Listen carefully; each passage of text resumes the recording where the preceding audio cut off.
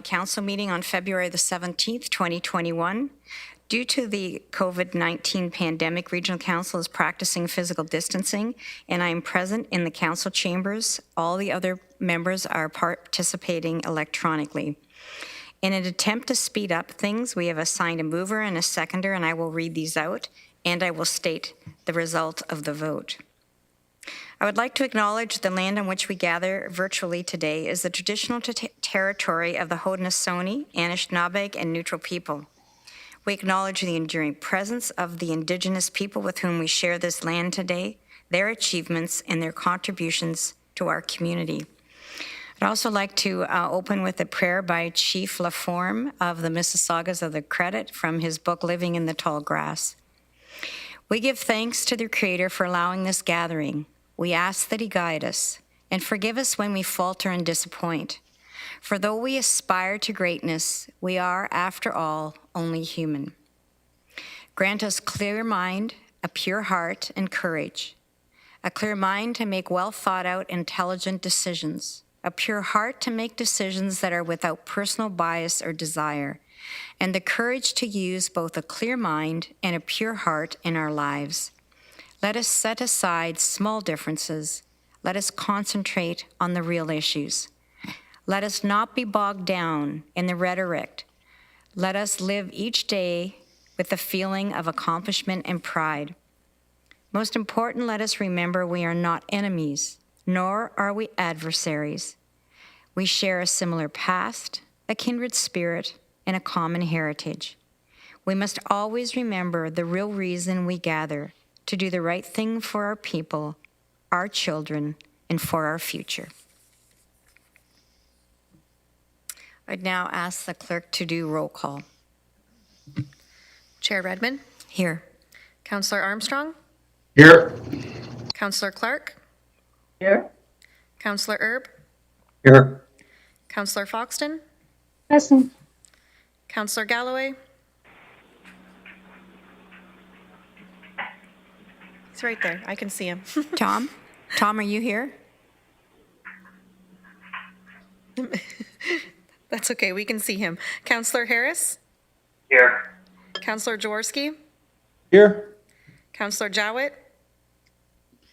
Present. Councillor Kiefer. Councillor Kiefer. I think he might be frozen, but he is on the screen. Present. Oh, Oh, there he he's is. here. Present. Councillor Rentz. I'm here. Councillor McGarry. Councillor McGarry. Councillor McGarry had a conflict. She had to leave. Okay. And Councillor Nowak. Present. Councillor Shantz. Here. Councillor Strickland. Here. Councillor Vrbanovic. Here. So Councillor McGarry is the only one absent. Thank you. I will now entertain a motion to reconvene and open. This is moved by Councillor Vrbanovic and seconded by Councillor Lawrence. Please use your yes and no icons to vote.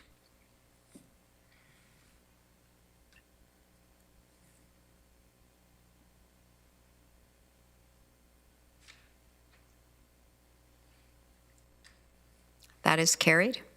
Thank you. Are there any declarations of pecuniary interest under the Municipal Conflict of Interest Act? Councillor Yes, Rentz. thank you, Madam Chair. During the closed session, I declared a pecuniary interest under the Municipal Conflict of Interest Act due to my employment. Thank you. We now have a presentation, so I'd like to welcome Dr. Stanley Wu, Director of the University of Waterloo School of Optometry and Vision Science, Dr. Carol Cressman, Chair, Waterloo Seeing Beyond 2020 campaign, and Andrea Carthew, Associate Director, Advancement, the School of Optometry and Vision Science Waterloo Eye Clinic Project and its role in expanding eye and vision care in Waterloo region. Welcome, and I believe Dr. Wu is going to start, and you have been allocated 15 minutes for your presentation. Welcome. Thank you very much, Chair Redman. Thank you, Council. It's an honor and a privilege to be here. As was mentioned, my name is Stan Wu. I'm the Director of the School of Optometry and Vision Science. Just by way of background, I grew up in Waterloo from nursery school all the way through high school. I spent the bulk of my career down in the United States. I've just returned about 3.5, almost 4 years ago now, and it's great to be home. In preparing for this presentation, I think one of the things that we thought might be a good icebreaker is, those viral videos with an infant getting their glasses for the first time and seeing their parents. But I wanted to set a more serious tone about vision loss and its impact in our region. Next slide, please. So oftentimes we take our vision for granted. Andrea, can you advance, please? Perfect. Oftentimes we take our vision for granted, but as you can imagine, if you were diagnosed with a sight-threatening disease, macular degeneration, glaucoma, or something like that, it actually has a ripple effect. The anxiety of being diagnosed, the questions about whether you'll go blind, whether it'll impact your kids, whether you'll lose your driver's license at some point, are very real effects and tolls that we often don't talk about when we think about vision and the implication. Along with that is that vision loss is also associated with a higher increased risk of falls. And as a result of that, things like hip fractures and other sort of comorbidities and challenges. And so we really, although we take our vision for granted from the time we wake up in the morning until we lay our heads down to sleep, in point of fact, there are a lot of interesting challenges that face us. And of course, with children, we know that vision is essential to effective learning as well. Next slide, please. So one of the things we've realized is that vision is a public health imperative. The World Health Organization, for the very first time, had announced in 2019 a vision report. And in it, identified that there were gaps in care, that over 2.2 billion people are at risk for vision loss. There's fragmentation, there's poor coordination, absence of infrastructure and data and health information systems, and absence of efficiencies. And while that's all very well and good, so we would think these are maybe just challenges in the developing world. But as it turns out, it actually faces closer to home as well. Next slide, please. So within Waterloo region itself, we know that vision impacts all of these different elements of our lives from 1 to 101 years of age.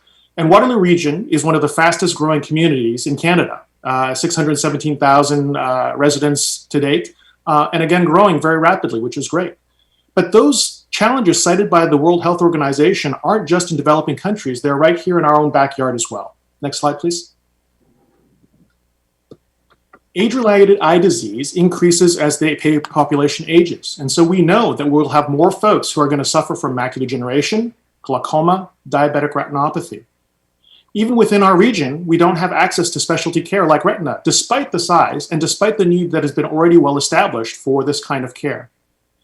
In point of fact, surgery such as cataract surgery is going to actually be needed even more as our population ages, and it's one of the most common, but we have long wait times, just like have been cited by, again, the World Health Organization.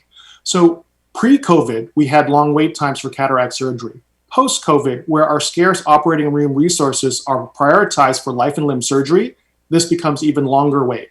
And it is reaching sort of a bottleneck where having additional infrastructure to be able to offload this would be a significant benefit. So we don't come here with just simply all the problems and challenges in hand. We come here with a solution as well. And the solution that we'd like to share with you today is the Waterloo Eye Institute. It's a bold $50 million project to bring comprehensive world-class eye care to the people of Waterloo region at a time of growing need.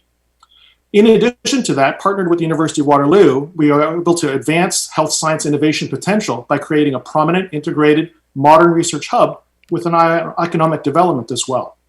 So the Waterloo Eye Institute really does align very well with the region's goal for healthy, safe, and inclusive communities. Next slide, please.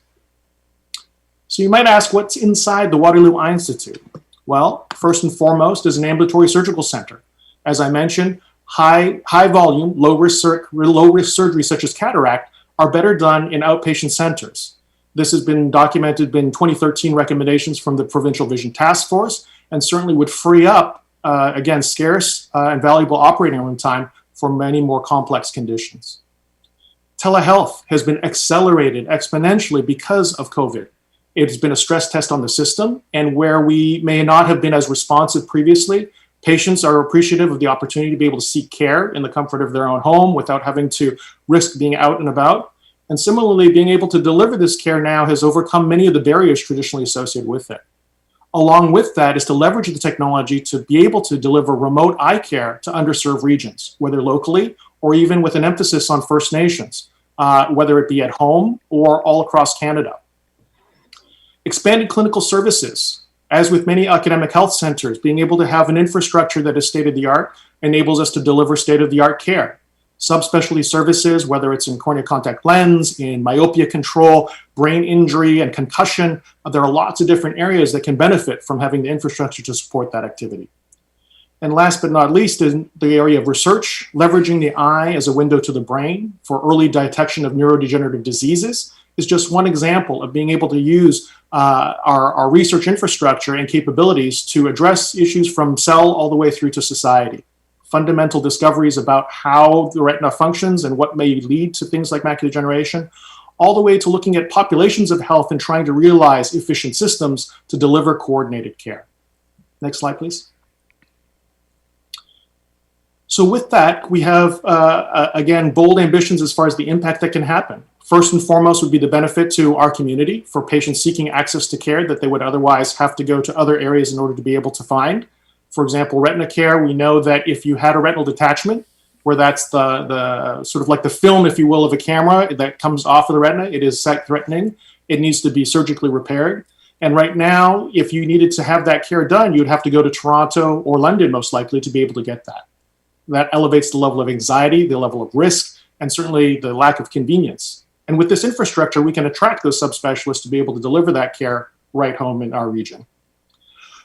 As far as the model of care, again, we're not looking to just sort of do this ad hoc. We really want to be able to innovate, to iterate, and to be able to have continuous quality improvement so that the systems and designs that we have can then be accumulated and disseminated to other areas. So, for example, working with the local KW4 Ontario Health team may provide an opportunity to do that as well. And last but not least, certainly being able to harness our research strengths to tackle some of the world's most pressing health problems is something that's very much in our wheelhouse. So you might be thinking, wow, okay, this sounds very bold, it's ambitious, you must be a ways off from this. But in point of fact, this has been probably over a decade in the making. Next slide, please. And we're right there. So here you see an artist's rendition of the new clinic. It is, again, a state-of-the-art facility with the ambulatory surgical center and space to be able to provide, again, the full spectrum of eye and vision care through wellness, through diagnosis and treatment of ocular disease, all the way through rehabilitation when sight-threatening disease cannot be cured. All of this within a sustainable designed building that can help to meet our regional demands and have a global impact. Next slide, please. So oftentimes, this, again, I alluded to the fact that this has been a long time in the making. And I think the challenge has been that the stars prior to now have not all been aligned, that there have been various challenges and winds buffeting it, but the time is now. We have the need, we have the desire to help lead, and we are also aligned not just in partnership with the School of Optometry and Vision Science, but with the entire University of Waterloo and all that entails. The expertise, the technology, the economic development and powerhouse, because they have set as part of their strategic imperative to lead globally and nationally at the interface of society, health, and technology. And so this is a springboard not just for eye and vision care, but for broader healthcare initiatives as well, as we explore health informatics and ways to leverage artificial intelligence and those kinds of activities.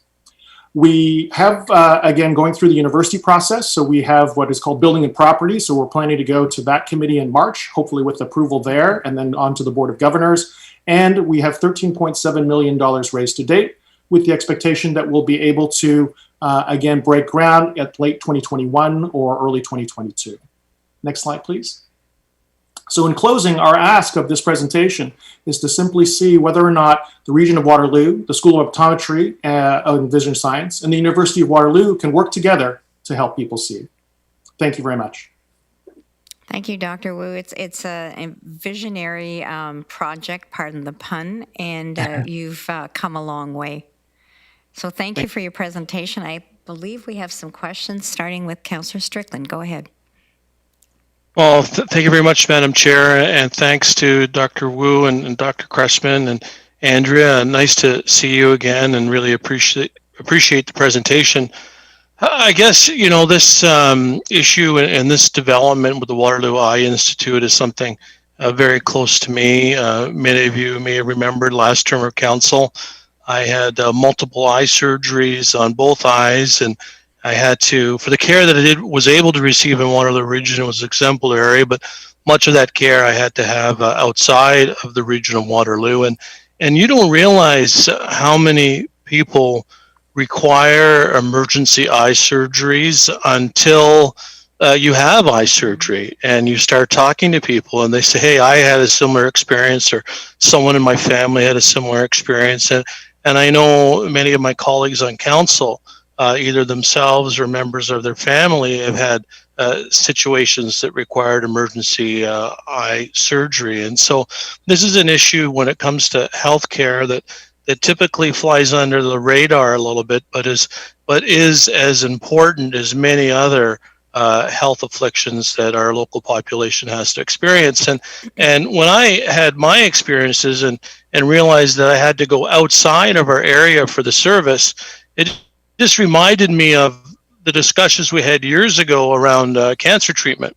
And we just took it as a given that if you had cancer, you had to go to London or Hamilton or Toronto, until we finally woke up as a community and said, that's no longer acceptable.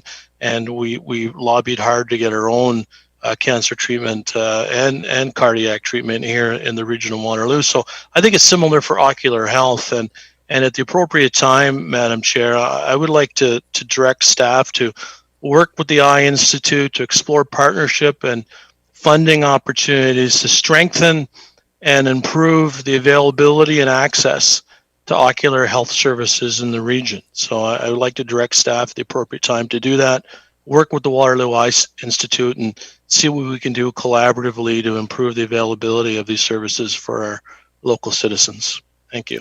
Thank you. So, Councillor Strickland, I'm going to take that as a proposed motion and go through the list of speakers and see if we have a seconder.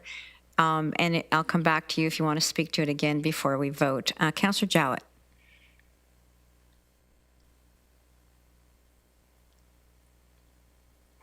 Councillor Jowett?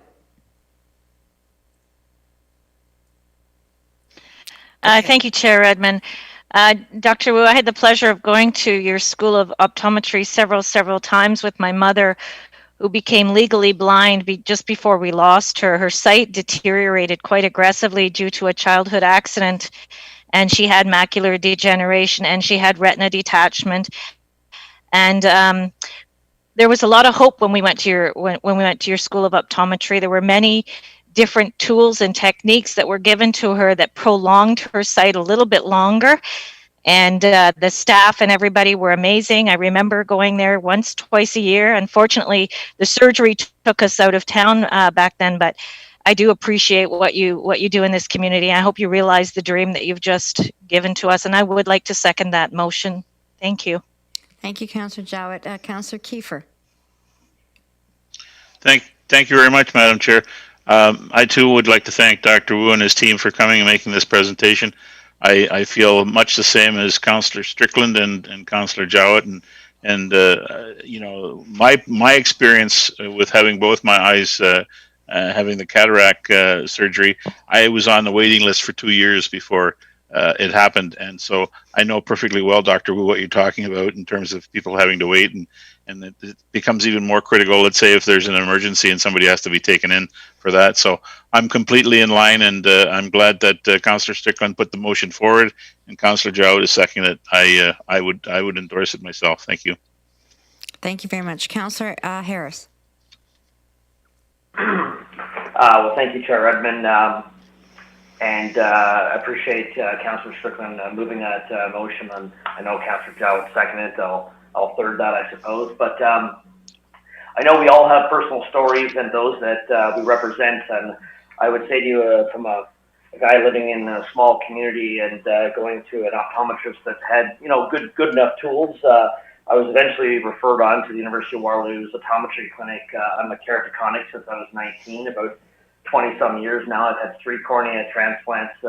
And I can tell you I've spent many hours at the lens clinic at the University of Waterloo. We are so blessed to in fact have a world-class institution so local for our residents to be able to travel to, not only just regional Waterloo, but right across Southwestern, it's not even the province. As I believe, Dr. Wu, we are one of two only English-speaking optometry schools in Canada. Is that not? Am I not correct in saying that?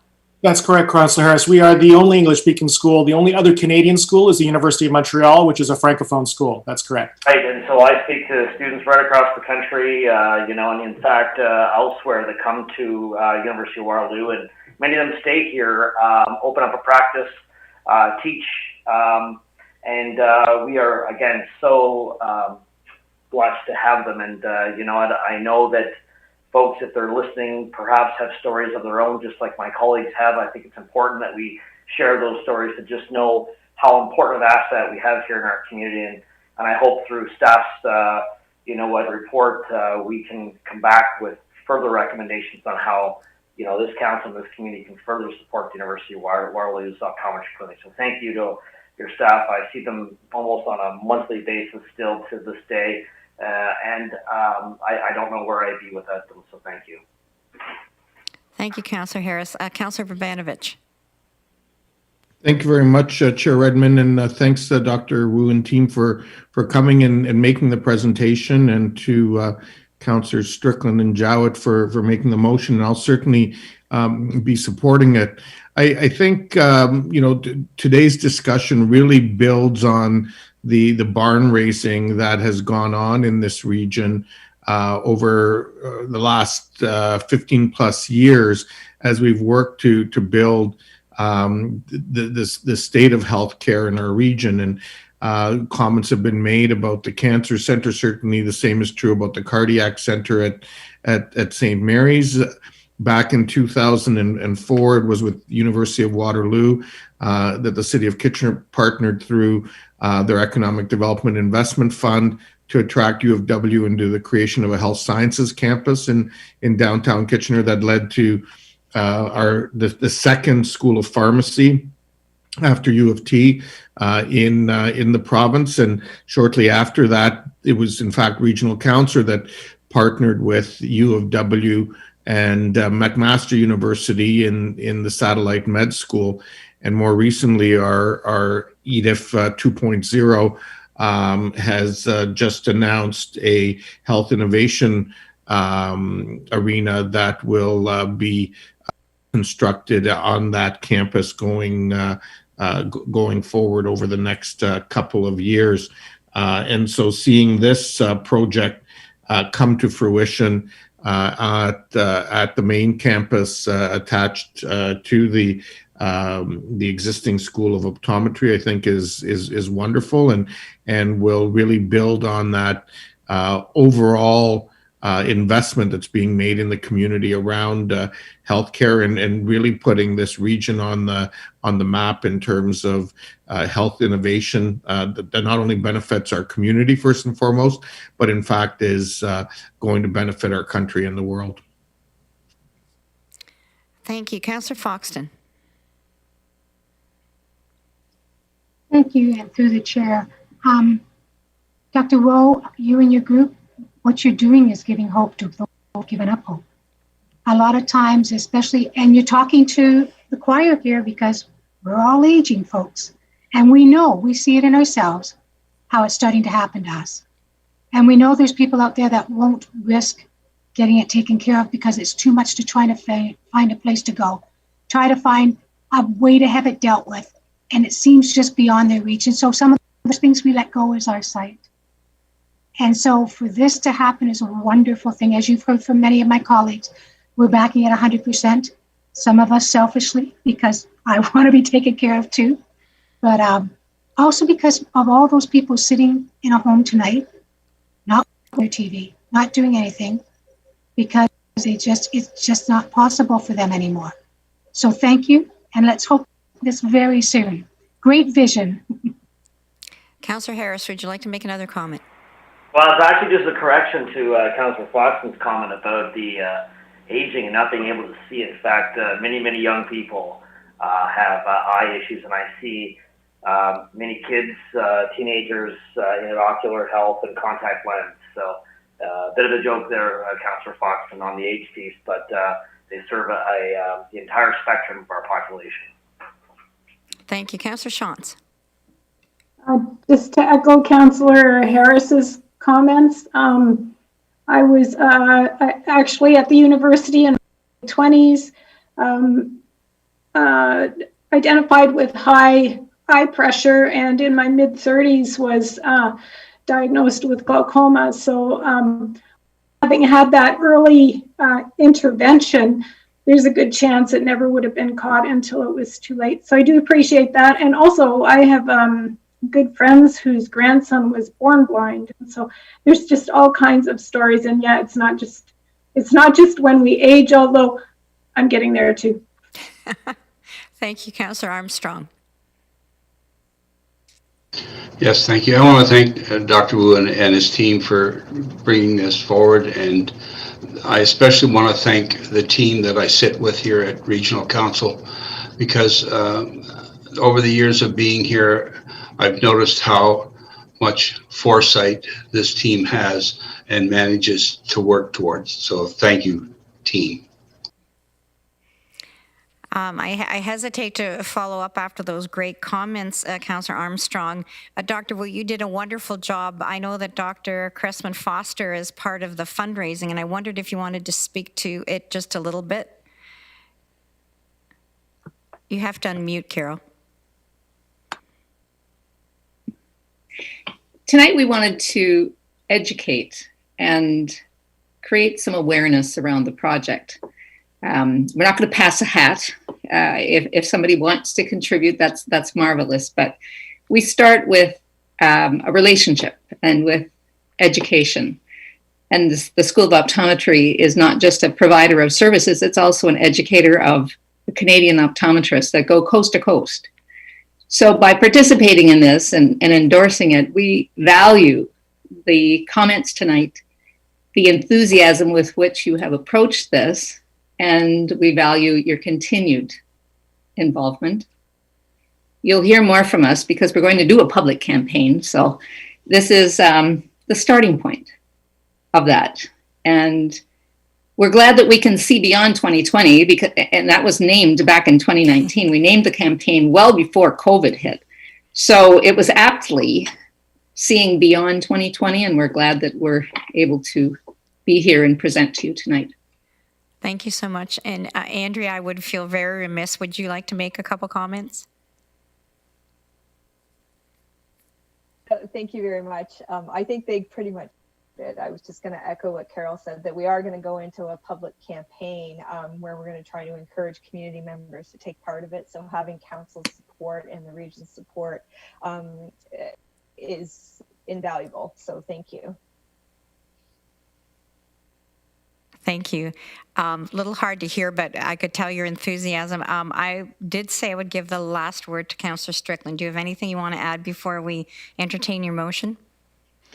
Thank you, Madam Chair. Just thanks to everybody, and you know, we deal with a lot of issues at Regional Council, and it's not too often that we share some of our personal stories, and you know, supporting this direction. It's not about us as individuals. It's about us as a community, and the experiences that we've undertaken as individuals is just absolutely amplified by many others in the community who don't nearly have the same kind of resources at their disposal to get proper eye care. So this is really something that would be of great public interest, and I really appreciate Council's comments and support of developing a partnership with the Eye Institute. Thank you, Madam Chair. So clearly we have, as somebody said, you came to preach to the choir. I'm going to ask the clerk to read back the motion, which sounds like it will get unanimous, enthusiastic support, and then I'll call for the vote. I have it down that staff be directed to work with the Eye Institute and the University of Waterloo to strengthen and improve the availability of eye care for the citizens in the region of Waterloo. I may have missed a couple words there. If I may, Madam Chair, I think it's important to include explore partnership and funding opportunities to strengthen and improve availability of access to ocular health services in the region. Okay, we will have that included. Thank you for that. So I would, it's been moved by Councillor Strickland, seconded by Councillor Jowett. I would ask you all to use your voting icons to vote yes or no.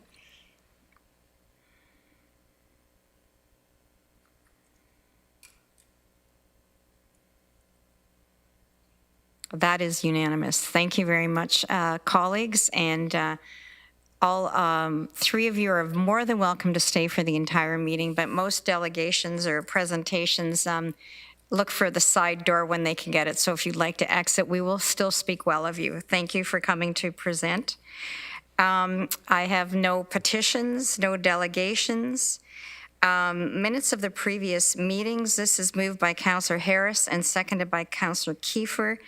And that is A through N. It is listed in your agenda. I would ask you to please vote to accept those.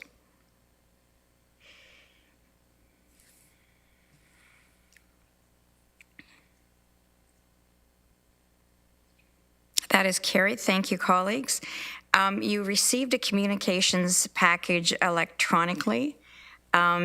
One of the items from there was the Waterloo Region Crime Prevention Council, new members to be on the 2021 slate. This is for approval. So we're now going to vote on a recommendation to ratify the appointments of the new Crime Prevention Council members. This is moved by Councillor Galloway, seconded by Councillor McGarry. And it is that the Regional Municipality of Waterloo ratify the appointments and reappointments of the Waterloo Regional Crime Prevention Council for 2021 as listed in the correspondence attached to the February 17th, 2021 Council agenda, and that the Crime Prevention Council be permitted to fill the vacancies in the 2021 as required. So I'd ask you now to vote yes or no.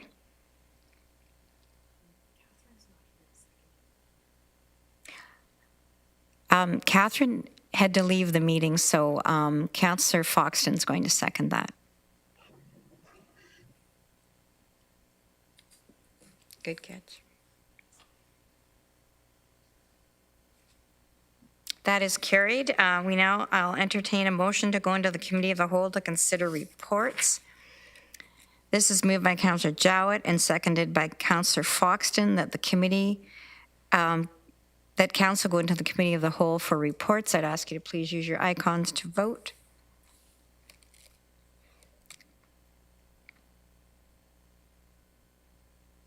That is carried. Colleagues, we have finance reports. This is moved by Councillor Armstrong and seconded by Councillor Vrbanovic. Their recommendations A through G is listed on your agenda. Councillor Harris, do you have a question? Yes, I do. I was just wondering on item number, well, with regards to the Waterloo Regional Police Service Central Division, wondering if staff can just help me understand the pre-qual for the particular project. How many contractors did pre-qual for that? Does anybody have an idea just off the top of their head? So I see Mr. Dyer has lit up his square. Mr. Dyer? Yep. Thank you, Madam Chair. And I believe the answer to the question is 6 pre-qualified contractors. But I'd just like to confirm that in the morning, and I can send you a quick note. That's fine. I appreciate you having a bit of an insight off the top of your head. Obviously, you know what, I figured I'd just take the time, an opportunity, another large contract, and probably one of the first, I think, say over 25 million that we've awarded. Perhaps I'm not right on that, but local contractor, Malou Blaney, obviously with no particular affiliation. I see that other local contractor, Maple Reinders, Mississauga, well, they've got a location here in the region, out of Cambridge. We're also on the bidders list, so that's great to see. And then back to the water treatment particular project that we're going to go to next. Again, a good amount of bidders, so can't help but take that opportunity to just say again, great to see local companies being awarded local projects here, and in fact more bidders on the list, so good to see. Thank you. Councillor Strickland. Thank you. On a similar vein, but maybe a little bit of a different tact. it is good to see local contractors on the bidding list, but those same local contractors bid in London, bid in Barrie, bid in other communities right across the province. So we're not restricting contractors from bidding in Waterloo region based on where their office address is, just like other communities we would hope would not do the same and restrict our contractors in Waterloo region from building in other municipalities, from bidding in other municipalities. So I think, the comment I'd like to make, other than the kind of local contracting issue, which we know is not really permitted to favor local contractors under free trade agreements and so on, is the fact that the bids are so competitive. You have Malone Blamey there at 44.5, and then the next one is like $142,000 higher on a $45 million roughly project. And so I think there's two things there, that it's great to see the number of contractors. It's also great to see how competitive the numbers are. And also, this is the second largest tender that we've awarded in the last 18 months, $100 million tender for the Northfield bus facility. And it continues to show our confidence in the region and our future, and the good financial management that we've had to be able to continue to spend these kinds of dollars on capital projects. Many other municipalities have not been able to continue with their capital budgets because of some of the negative impacts of COVID. So this is a strong vote of confidence in our community, and reflective of good fiscal management that we're able to go forward and spend $45 million on a project for our police services. So I think it's good news all around. Thank you, Madam Chair. Thank you, Councillor Strickland. Councillor Galloway. Thank you, Madam Chair. Well, further to what Councillor Strickland just said, I wanted to comment as well. It's been a long time since I've seen the top three bidders on a $45 million project be within, I think, a 0.25% or so of each other. And what that really means, and this is on an existing building, which is quite remarkable because of the different kinds of challenges there are to renovate an existing building. And I think it must speak to the quality of the tender that went out, and the amount of information and description of all the work that had to be done in an existing building. I'm quite pleased to be able to see the bids so close, and even the fourth bidder is within 1% or so. More typically on a building project like this, where you're renovating an existing building, you could see some really wild swings of tenders. So I think it speaks well to the work of the architect and the consulting team putting together the package. Must have been pretty tight. So congratulations. Thank you, Councillor Galloway. Councillor Harris. Yes, just for clarity purposes, I know, and I'll agree with Councillor Strickland on the fact that the numbers were so tight, and Mr. Galloway did mention, perhaps the quality of the tender, etc., were contributing factors. You look at that Roseville water treatment plant upgrade, and there's less than $5,000 difference between the first and second low bidder, which is again another great example to see, and the sheer volume of bidders. Of course, we want local people to bid. We want people from out of town to bid. No problem with that. I think the point that I was trying to make, and Mr. Strickland allowed me to come back at this, was that for years, many of those local contractors were simply not allowed to bid. And I'm simply restating the fact that it's good to see a bunch of those local qualified contractors back on the list, bidding our work and being awarded the work. So happy to have folks from all over the province continue to bid our work. I'd love to see it, but it's also good to see those contractors that weren't allowed back on and winning projects. Thank you. Councillor Shantz. Thank you, Madam Chair. Are we taking all the finance reports as one? I have a question about the bus tender, but finish up with this one before you come back to me.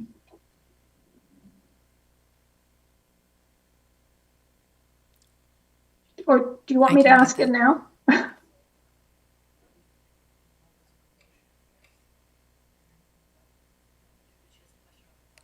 Sorry, okay, Councillor Shantz, the audio wasn't particularly good. Yes, it all is in one motion, so we are voting on recommendations A through H. Did you want to ask a question about the buses specifically? I did, but if Councillor Strickland is speaking to this particular tender, I'll wait till he's finished.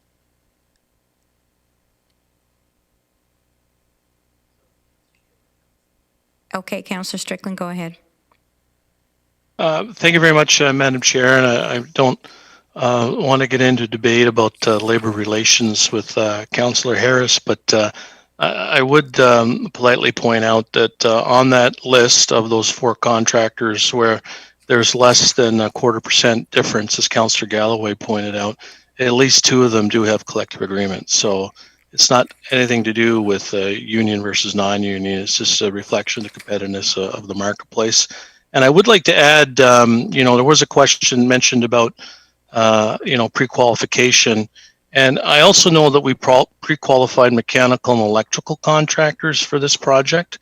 And I think it would just be a good best practice for us when these reports come forward. It's also indicated who mechanical and electrical contractors are that successfully pre-qualified for the projects as well. Thank you, colleagues. I'm going to call the question on this, and then we will go back for Councillor Shantz. You had a question on the buses, which we've already voted on in the finance report. Sorry. It is now clear to me. So all those in favor, this has been moved by Councillor Armstrong and seconded by Councillor Vrbanovic. Please use your icons to vote yes or no.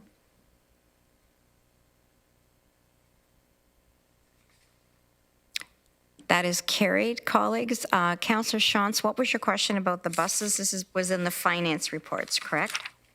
Yes, thank you.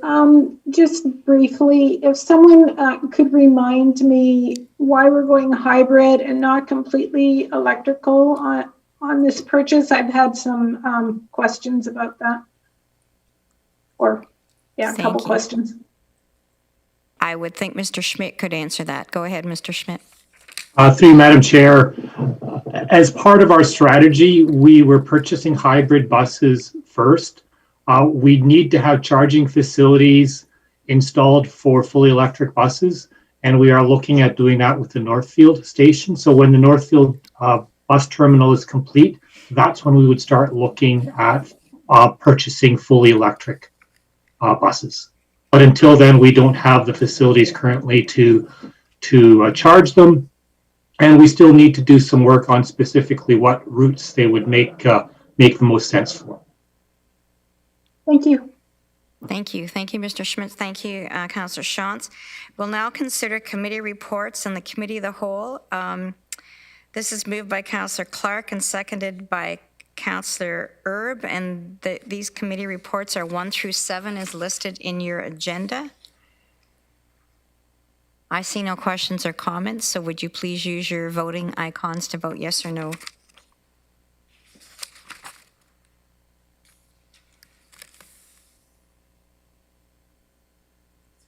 That is carried. Thank you, colleagues.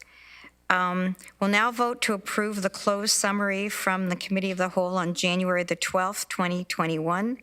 This is moved by Councillor Clark, seconded by Councillor Erb.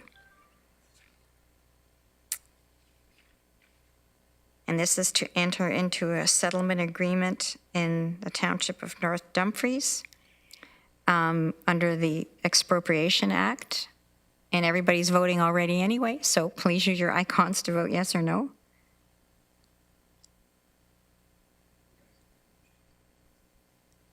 Is that carried? That is carried. Thank you. We'll now vote to approve the summary from closed council. This is moved by Councillor Armstrong and seconded by Councillor Foxton. The first recommendation is purchase of and sale with Wilfrid Laurier University at 75 University Avenue. Second recommendation is the regional bylaw number 18-036 be waived for the purposes of the Director of Facilities and Fleet Management to enter into agreement to lease lands for vaccination sites. So I see no questions or comments. I would ask you to use your icons to vote yes or no.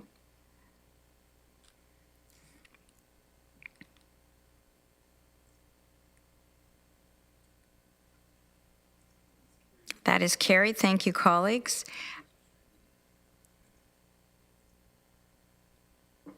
Sorry. Councillor Strickland, do you have a question or a comment? No, I was just trying to vote. My mistake. Duly noted. Thank you. Chief Administrative Officer, Mr. Lochner, do you have anything to report to Council today? Yes, thank you, Madam Chair. Through you, Council will see in your package a written report from me. I wanted to take the time to shine more light on the wonderful work of staff at the region and really how proud I am to be part of this organization. One of the benefits I have in my role is being able to see work across all the portfolios and all the divisions, and equally important in all parts of this region, from the cities to our townships, urban and rural and everywhere in between. And it's been really great to see the collaboration. I just think back to the presentation from the University of Waterloo and around eye care, and started to bring back that energy that I remember we all had before COVID. And when I talk about the many examples of successes of our staff, it gives me that same positive.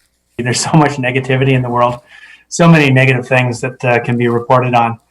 And I just thought it was worth the time to mention the many, many wonderful things that are going on in our behalf. I no doubt couldn't speak to all of them. There are literally dozens and dozens of these great things going on each and every day. I just think about last week, the collaboration at the Inn of Waterloo to help the residents there due to that tragic fire. From our housing team to our emergency management team to the folks at Grand River Transit to police, and then our partners, the area municipalities, their staff, fire departments, and so on. It's just endless what we can do in this community. And then I think to the vaccine supply. And again, although there's lots of concern about supply will come, and there's enough negativity to go around Canada's vaccine challenge. But I want to again talk about the positive. It's just amazing to see staff from all parts of our organization come together, from facilities, and we saw that earlier with Ms. McGay's presentation, to communications, again, policing, transportation, HR, our equity, inclusion, and human rights team, public health, and more. And then the partnerships with doctors and nurses and hospital leaders and home care leaders, social service agencies and community-led organizations, and more. I don't know about you, but this is the region that I remember, the one that comes together, the one that has come together throughout COVID. And as we move forward with our plan, again, I think it's aptly titled Beyond COVID-19. And coming together is going to be even more important in the months ahead as we come out of COVID and start to take advantage of the hope that's ahead of us. So I just wanted to celebrate our staff, celebrate our many partners along the way. And on a personal note, a huge thank you to all of you on council for setting the tone and giving that sense of hope to me and to the staff here through your leadership. And with that, Madam Chair, that's my report. Happy to take questions if there are any. I see no questions, but we will absolutely receive your report, both verbal and written, with much gratitude for reminding us all the wonderful things that happen in this region. The next agenda item is from the regional clerk. It's a new procedural bylaw, and I will turn the floor over to Ms. Fletcher. Good evening, councillors. So on your agenda tonight is a draft procedural bylaw that is a compilation of some of the things that we have been piloting since August, as well as some housekeeping amendments. Tonight, you do not need to approve the actual bylaw, as this will be going forward to the March meeting for actual approval, as we need to provide 21 days notice before we make these further changes.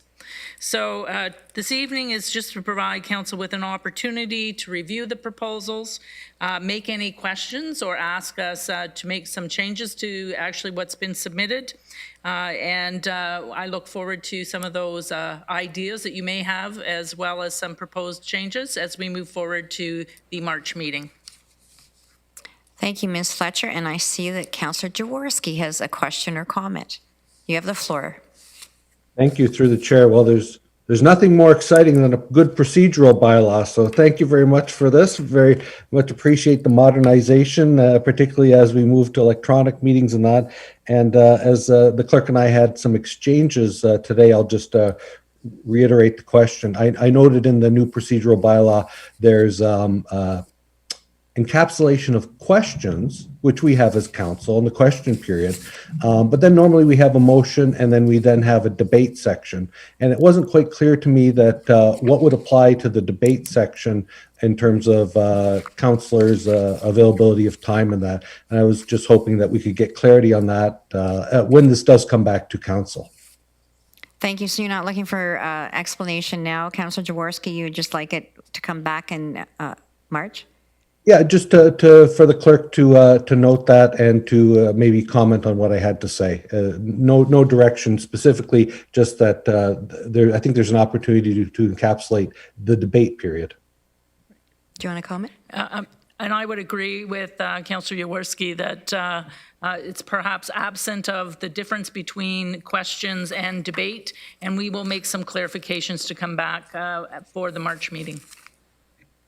Thank you, and thank you for your enthusiasm, Councillor Jaworski. Councillor Ince. Yeah, I'm not sure if he was being facetious or not, but anyway, I appreciate his comments as well. Thank you, Madam Chair. I just have a couple of questions through you to the clerk. When was the last time that we made changes to this procedural bylaw formally?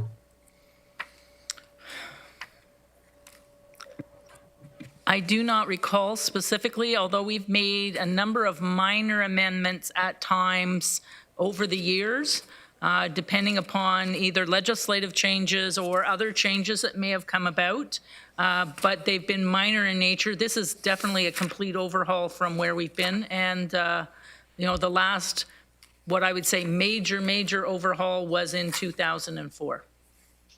Councillor Ince. 2004. Was that when we had the emergency plan? Oh, I'm just kidding. Well, I guess I'm just wondering, with COVID-19 and where we've been and where we're going. I mean, we have standing committees that really don't stand anymore. Everything's done under the committee of the whole, and I'm kind of just wondering, why are we making changes? Like, is there a rush to do this? Because it seems to me that almost every day there's changes, and in a couple of weeks the procedures could be changed, or we may be coming back into the chambers, we may not be, and I'm just so I guess I'm curious, from 2004 to 2021, now we're doing this this major document, and a lot of it may change. So what would we do? Just have changes as we go along? Is that the idea, Chris? So, I mean, I think there's a couple of things. So in the August of 2020, we put forward some proposals that would allow the meetings to flow more freely during the fact that we're meeting virtually. So that included things like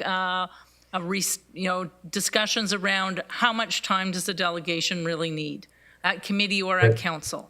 How long does debate need to take place with respect to councillors, right? So keeping in mind that we need some level of open and transparency, we conducted a pilot.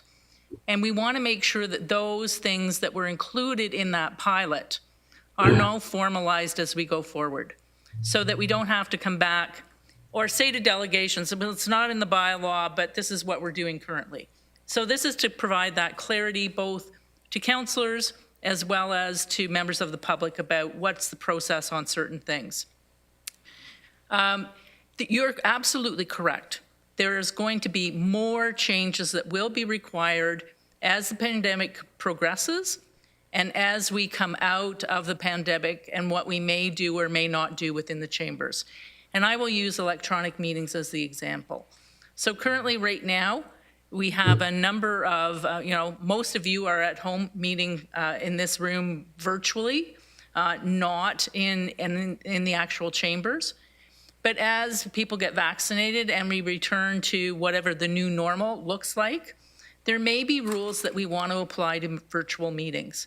And I would say now is not the opportune time to do that because we're not out of the pandemic at this point in time. But further changes will be required and necessary for the bylaw as we move forward. And, over the years, some of the things that we have changed, I think about cell phones and use of cell phones in the chambers. And that was one of the things that when technology changed, we also made some changes to the procedural bylaw. So this should be a more fluid document than what it has been in the past. And it shouldn't take this long in order to make substantive changes. But at the same token, we did say we were going to pilot some things, and I think it's now time to make sure that those things are included in the procedural bylaw as we move forward. Councillor Rentz? Yeah, I still have a few more questions, Madam Chair, if that's okay. Yep. So, thank you, Chris. How does the public participate and comment on this? We're asking for the public to, especially the delegations part and timing and all that stuff. How are they being made aware that they have an opportunity to comment on this? So we will be following our notice policy with respect to the changes that have been put forward. There will be notices that are going out to the public as well as items and activities posted on our website with respect to these proposed changes. Okay.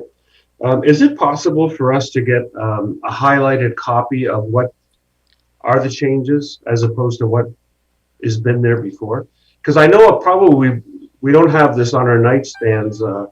I know I haven't had it on mine ever.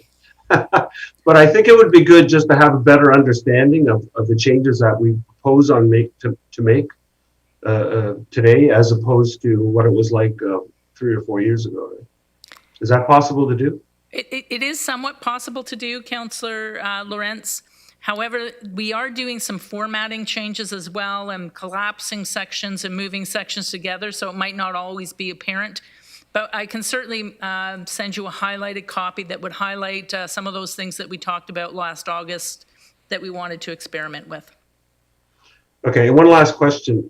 If the regional chair, when allowed to travel again, goes away for a couple of weeks, do we have anything in there? I didn't see it about acting regional chairs. We used to have every month somebody is that still in there or no? We have a separate bylaw that appoints an acting chair. It's passed at the inaugural session of council. And so we do have a list of who's the acting chair in the absence of the chair. Okay. It would be interesting to know when we could have been or when we could possibly be. Just kidding. Are you missing all those events that I didn't ask you to represent the region at, Jeff? Well, I'm thinking 2022, that's for sure. The possibility of getting away. That's all the questions I have. Thank you, Madam Chair. Okay, Councillor Jowett. Thank you, Chair Redman. And this is a very long document, and I was happy to read through it. My question was also, can we have a strikeout version of this or a highlighted copy? But Chris, would it hurt to do a 1-hour presentation on some of these things? I mean, some of them are obvious because of technology and because of refining policy and being more effective and efficient. But some of them, I don't know the meaning or the intent behind. So is there? I just think it's a lot of change for us to undergo without maybe understanding what some of it is. I would be happy to host an information session for those councillors who are interested in the bylaw in some particular way, shape, or form. That can be more about understanding the bylaw, and we can make those arrangements. And the reason I'm raising this too is, do you remember the meeting we had in Mike's office when we talked about safety and security of council and how you were undergoing some research to try and create a safer environment for us? And I see that some of the things you and I discussed are there, but like, for example, we didn't talk about someone coming to speak at council who is potentially under the influence, admittedly under the influence, or, you know, some of those other nuances that you and I discussed. And so I just wonder if you know, I like to go through all this and not hit some of those nuances. That might be the time that we should be taking the opportunity to enhance some of those. I hope I didn't break up as much as everybody else has been breaking up tonight. No, you were totally understandable. We can certainly look at that. Okay. But Councillor Jowett, I would ask that if you have some specific wording that you think should be added with respect to delegations, if you have, just send me a quick email and I'll remember to include something then in the bylaw. Okay, I still think there would be some, I think there'd be some real merit in us as council discussing some of the nuances of some of these further, because some of them I have questions about because, well, you know, they're just, some are obvious and some are not so obvious. I don't know if my colleagues have questions, but I certainly would want to, if we're going to understand it and certainly play a role in enhancing those, I think we might need that opportunity. Because I don't believe that our constituents are excited about reading this. I can't imagine why. So, Councillor Jowett, just to be clear, you're asking for an information session before we actually vote on it in March? Or sometime in March, so that we would... Yes, to capture some of the nuanced questions, yes. Okay. Thank you. Councillor Strickland. Thank you, Madam Chair. I would support what Councillor Jowett is expressing. You know, it's a substantive document, and I know that we have done quite a few changes, more on an ad hoc basis due to the circumstances around COVID. And I think many of the changes we've made have been quite positive. But I would like to have a better understanding when I look through the document as well. Of, you know, I have no idea when you look at section 67.3. If, for example, I don't know what that section is, but if, you know, is that a change? How is that changed from what was previous? And so I think it's important for us to have a really good understanding of how these changes will affect how our procedure works. And you know, the public may not be too concerned about it now, but when it comes to passing the procedural bylaw and procedures changed, I think Council needs to be very well briefed on what changes are actually going to be implemented through this bylaw. I think Jeff also raises a good point about you know, standing committees. You know, I remember, you know, a council years ago where we the standing committees and we had a committee of the whole structure, but prior to that we had committee meetings on different dates and different members of council on different committees. So I think that it's worthwhile for us to have a discussion like that in terms of how we're going to govern ourselves, because it's, you know, procedural bylaw, you know, your eyes kind of gloss over, but it's more than procedural bylaw. It's really about governance. So I would strongly encourage us, as painful as it may be, it's very important to have a discussion as a council on what these changes mean and what we would like to see for our procedures and governance going forward. Thank you, Madam Chair. Okay, thank you. Councillor Foxton. Thank you. Yes, I was reading through it, and a lot of the things that are in it, also in our procedural bylaw, when we updated ours, I believe a few years ago, and our council did a deep dive into it, and we tore the whole thing apart and changed it so that's something that my council could live with. And I can see this council doing the same thing, that we're going to have to do a deep dive and decide if that's the way we want to govern. And so in the information session that Helen talked about, which is great, but it also has to be, is there room for us to decide on what we want this to look like? Because some of the things my councilors really got their backs up about on how they were to act in the procedural bylaw and the speaking time and the debate time. And some of our debates were great. and needed to go on as long as they did to make sure we covered every single thing. The new procedural bylaw doesn't allow that, and neither did ours, and we changed it. So will there be that availability to make these changes? Thank you, Councillor Foxton. Councillor Vrbanovic. Thanks, Chair Redman. And, I like Councillor Rance, I too don't have it on my night table, but I do have a talking book version of it that helps put me to sleep at night by just playing it, and I try to memorize through osmosis the different sections. But in all seriousness, this is a very important document, because it is one, and it's all fine and dandy, while everything's running smoothly and we don't have any issues. But if we ever did have a significant contentious issue, it's this document that we actually fall back on to provide the guidance to help us work through it in some sort of orderly manner. Well, I'm certainly supportive of doing a deeper dive. I think we also need to keep in mind that it is a document that has proven itself through time in terms of the history of the region, and we any changes that we make shouldn't necessarily be changes that we as a group particularly think should be made now, but are they in the long-term best interest of us as an institution? It's not about us as the particular group sitting in this council chamber or virtually sitting in it from 2018 to 2022. I will say, though, to the point about getting a highlighted version, I think that is important, because that's really where the community engagement piece comes in. I know when we did this, there were some pieces that we heard about from the community in the city of Kitchener when we updated ours, based on the changes that were being made, and council was able to respond to some of them, and others, we for varying reasons weren't able to. But I think we need to make sure that the community has that opportunity, and without a version that's highlighted to note those changes, the average person isn't going to know what's changed and what's not, and the things that they should respond to. So this is probably a little bit of a bigger piece of work that may take some time. And well, I know Miss Fletcher's retiring, and there's the depth of knowledge that she's providing us.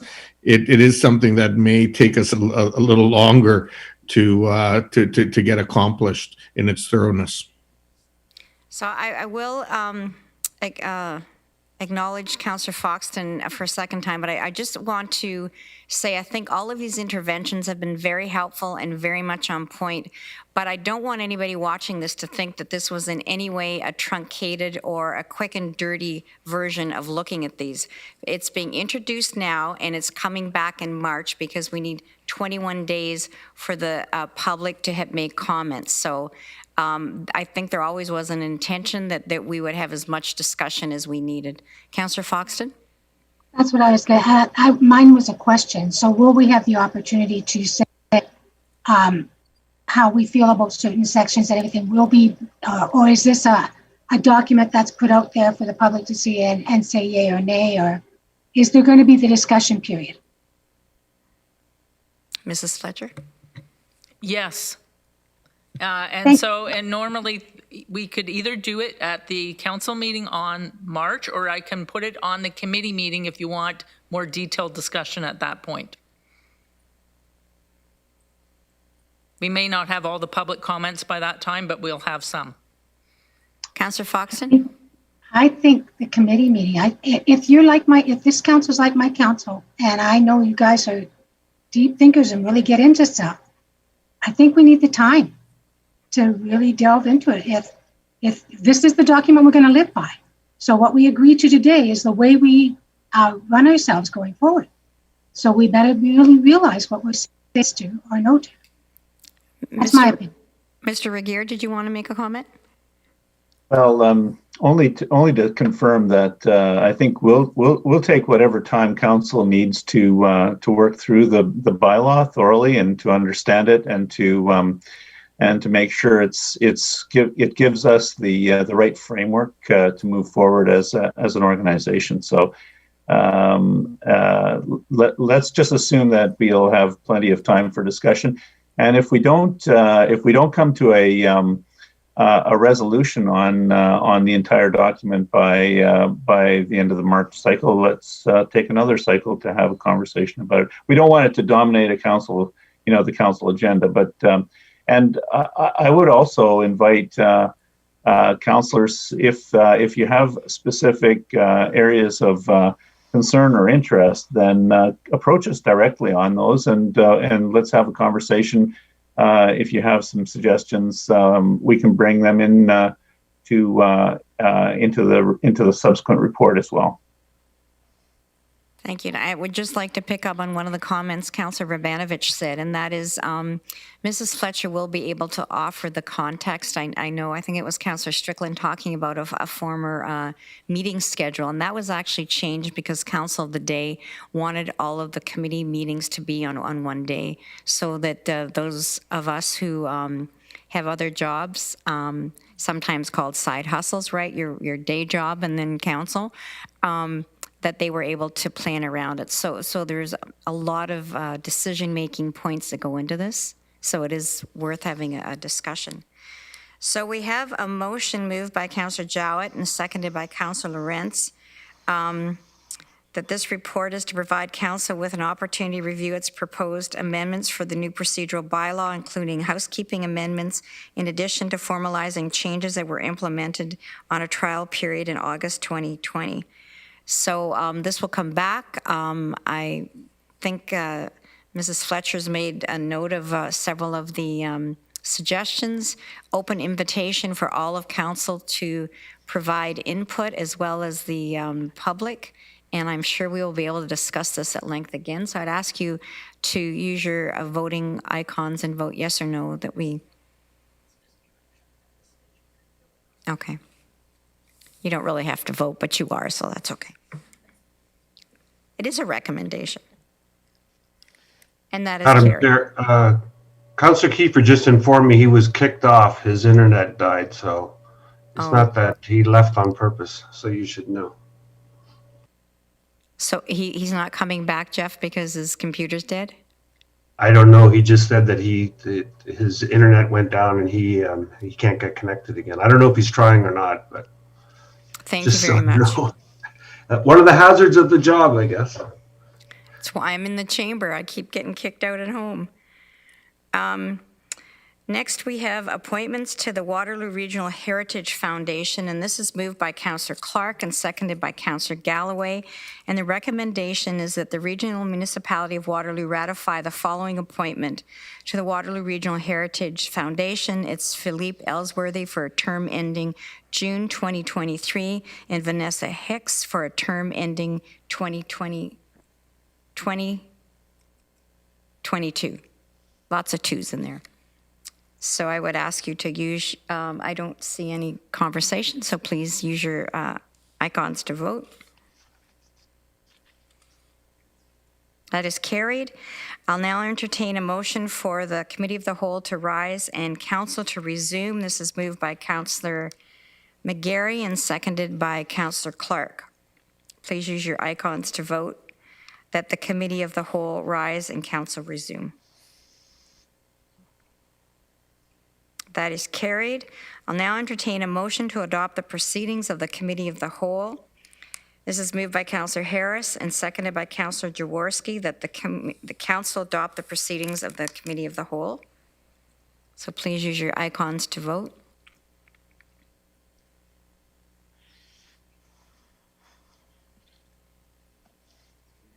That is carried.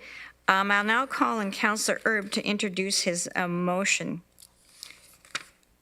Councillor Erb, you have the floor. Thank you, Madam Chair.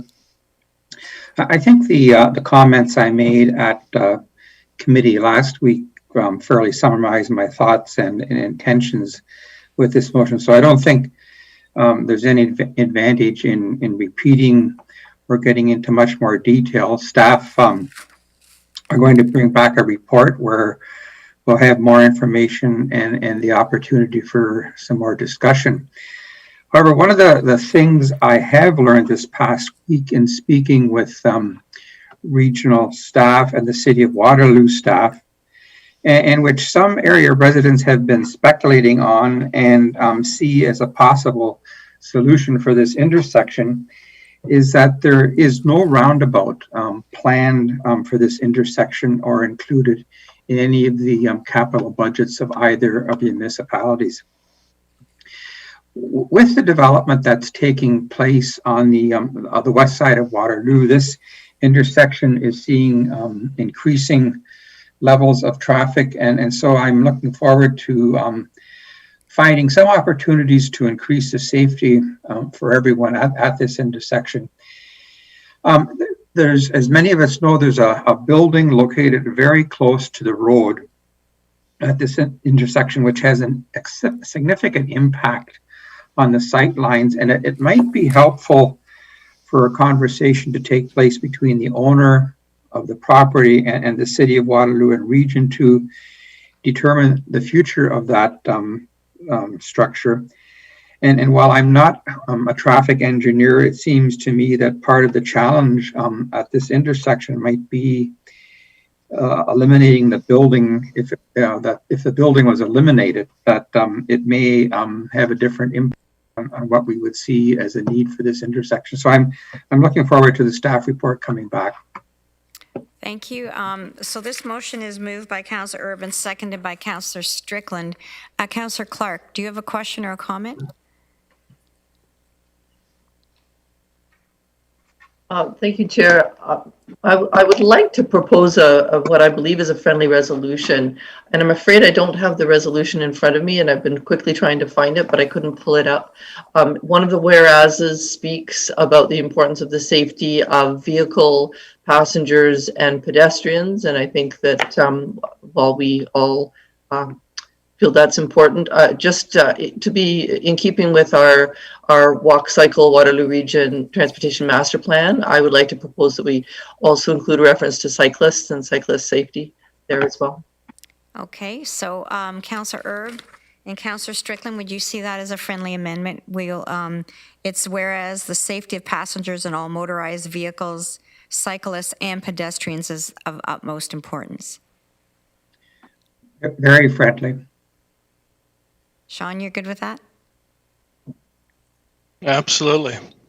Okay, Councillor Jowett, do you have a question or a comment?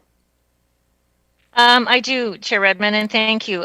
So I understand and empathize that this motion is very near and dear. I just want to be clear that are we still getting the accident report from staff to be able to use that as a piece of analysis for this decision, but also I know we had a similar problem in Cambridge, and I remember bringing it to council some time ago, and we were told that we have to kind of pay attention to this accident report, which I'm happy to do.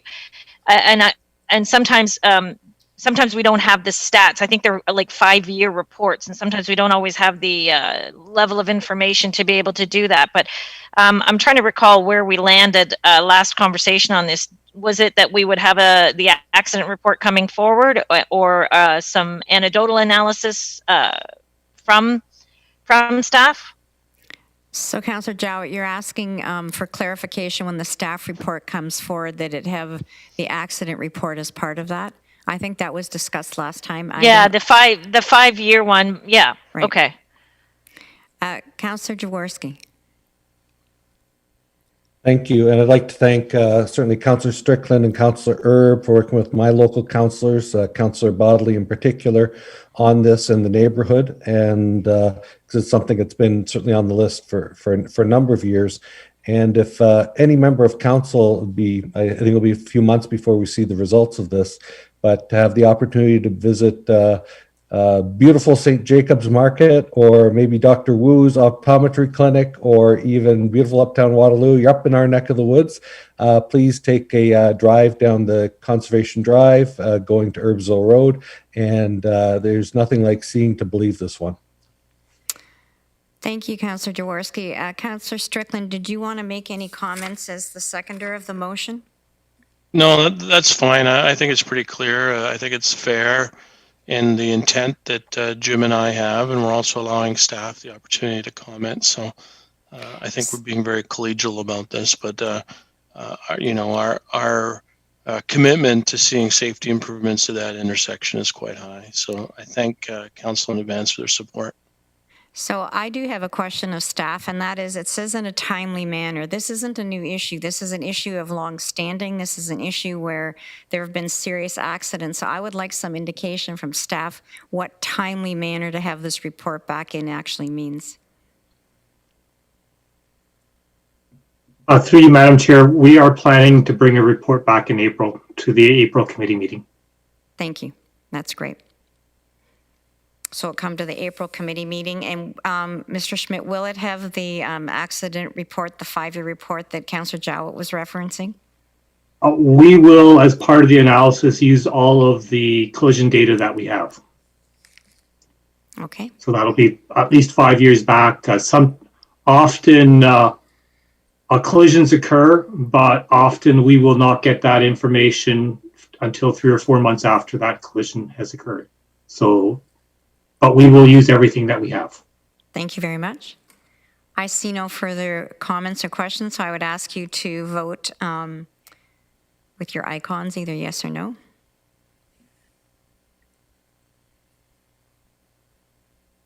That is carried. Thank you, colleagues. I have no notices of motion. Any unfinished business? Seeing none. Dr. Wong, we welcome you to the council with a COVID-19 update. Welcome. Thank you, Chair Redman. Councillors, good evening. So tonight I have a brief update, and Kathy Prosh has started to share my slides. You'll see there's only a couple of them. Go to the next slide, please. Thank you, Kathy. So our local indicators slowed somewhat last week, but we are seeing some continued improvement in our local numbers. Our current weekly incidence rate is now down to approximately 50 cases per 100,000, the lowest it has been since the second week of November. Our latest percent positivity is at 2.3%, again coming down, as well as our latest reproductive rate, which is remains under 1 at 0.9. So Public Health Ontario has confirmed 4 cases of the B117 variant or UK variant among our local residents. This isn't unexpected.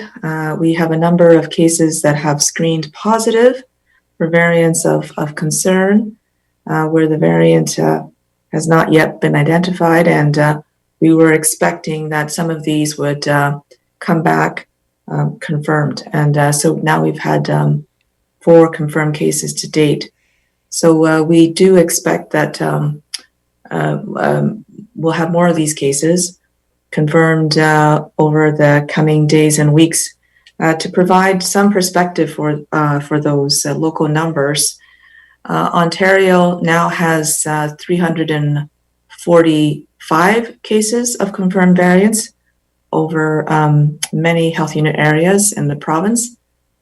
And the latest estimate is that approximately 7% of COVID cases in Ontario are now due to a variant of concern. So this is following what provincial modeling had anticipated, is that we would start to see a growth of variants over time.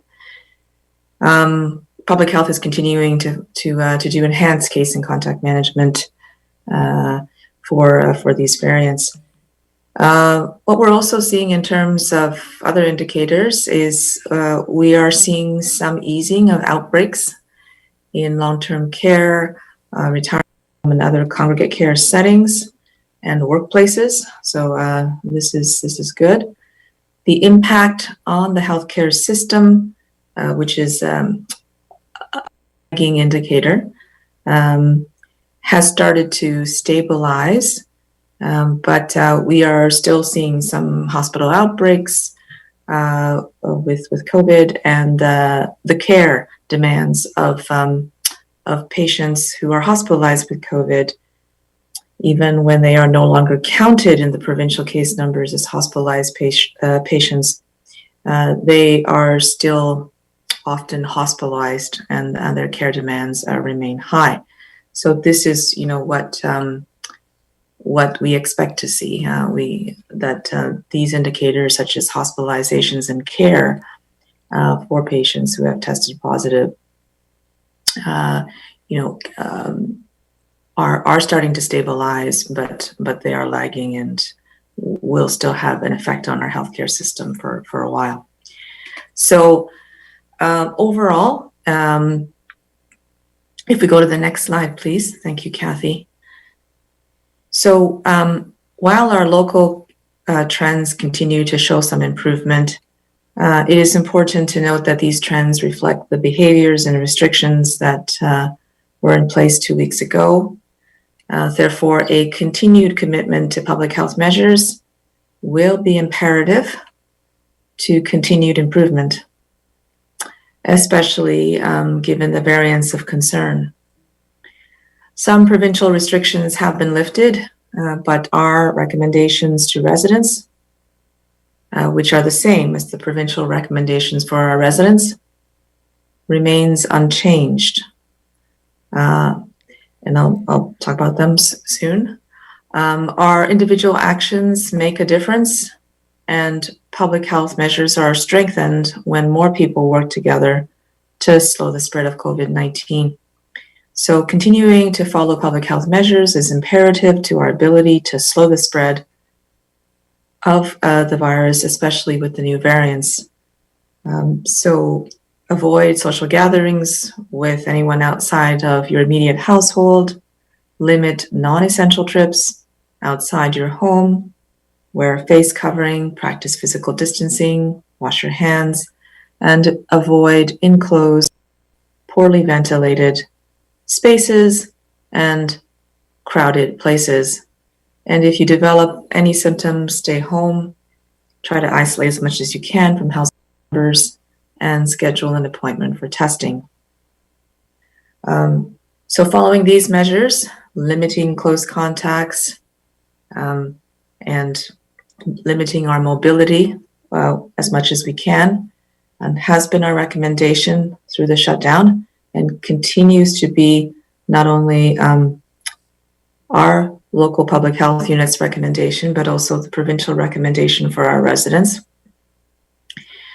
So we should continue to try to stay at home, avoid social gatherings, and limit close contacts to only our household members. Thank you. I'm happy to take any questions. Thank you very much, Dr. Wong. Councillor McGarry, go ahead. Thank you. And again, thank you through you, Madam Chair. Thank you again to Shuli and your entire team for keeping us informed.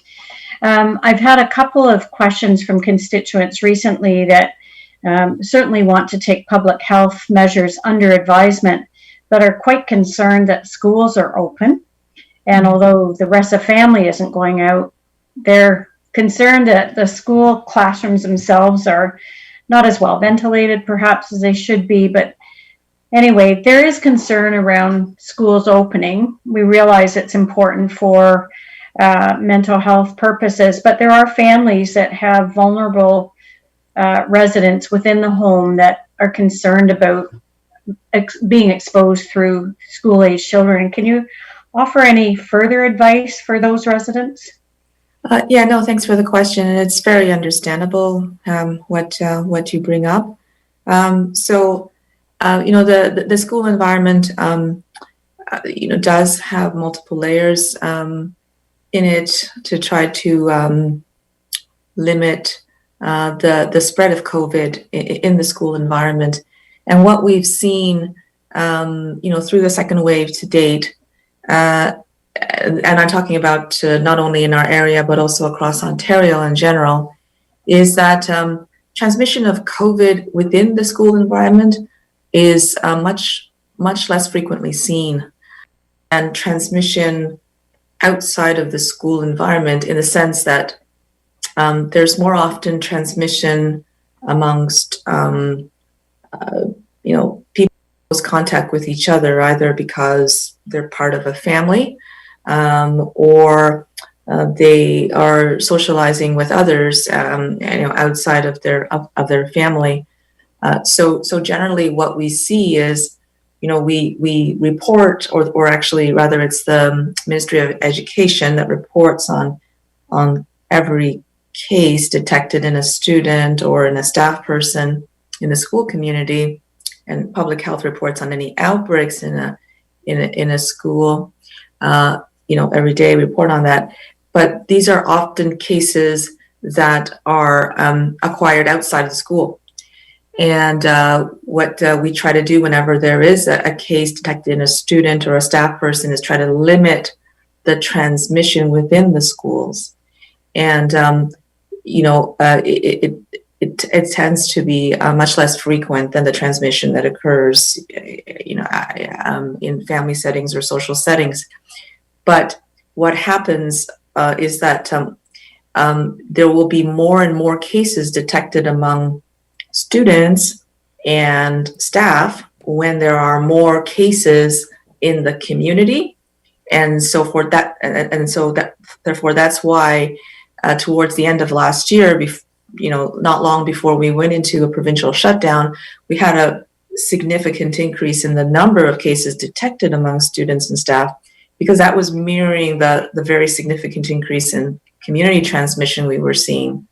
And so what we know in terms of how to try to maintain safety in schools is, one, to continue to have those multiple measures that are in place in the school environments, even though they're not perfect, right? They're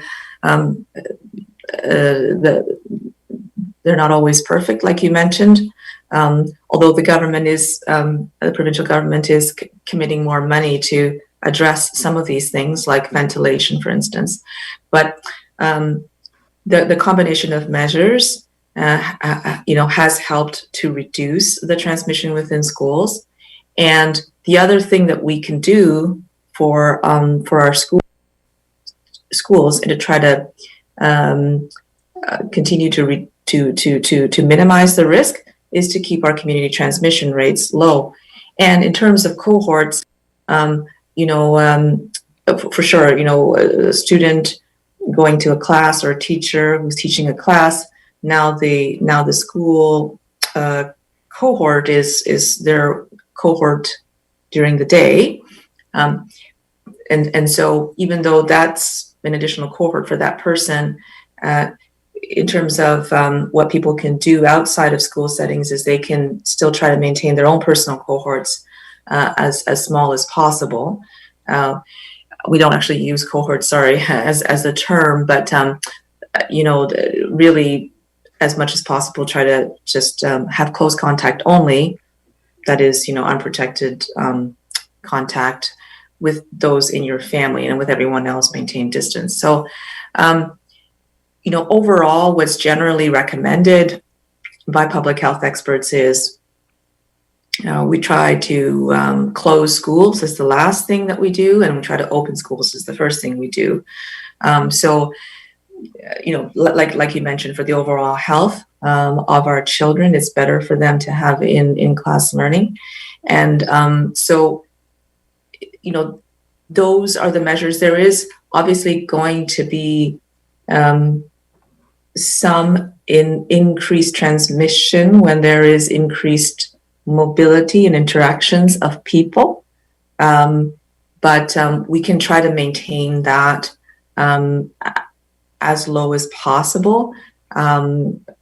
Just trying to keep the community transmission rates low, the spread low in social and familial settings, and also try to keep up with all the measures in the school. Sorry, that was a bit of a long answer, but hopefully that provides some info.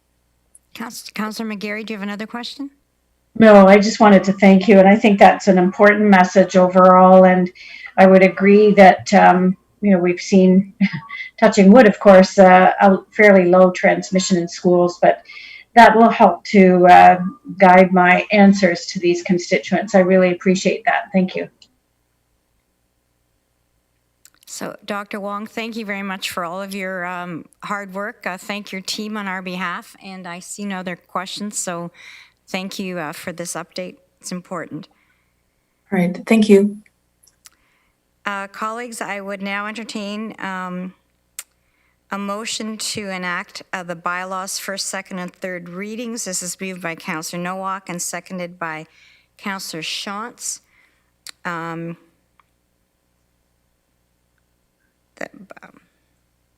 could read them to you, but you don't really want me to, do you? As listed.